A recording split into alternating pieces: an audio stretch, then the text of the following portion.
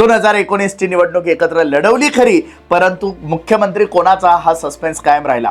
आणि त्यावेळी सुद्धा भाजपने एकीकडे आपले निवडून आणायचे आणि ठाकरेंचे पाडायचे, ही सगळी खेळी त्यांनी केलेली होती आणि अर्थात त्यामध्ये राज ठाकरे यांची मदत सुद्धा घेतली गेलेली होती।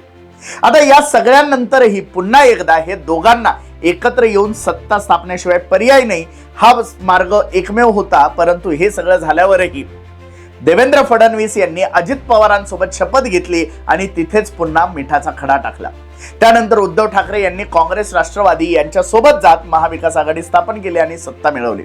आता या शिवसेनेला काही करून संपवायचंच म्हणून एकनाथ शिंदे यांना फोडलं गेलं, एकनाथ शिंदे यांना मुख्यमंत्री बनवलं गेलं आणि त्यानंतर या पूर्ण महाराष्ट्रामध्ये राजकारणाचा जणू चिखल करून टाकला।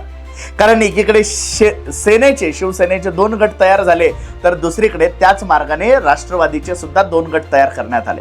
ज्या अजित पवारांना, ज्या पवार कुटुंबावर प्रचंड आरोप प्रत्यारोप करत, बैलगाडीभर पुरावे जमा करत ही सत्ता देवेंद्र फडणवीसांनी या राज्यामध्ये मिळवली होती, त्याच फडणवीसांना हे मांडीवरती घेऊन बसले।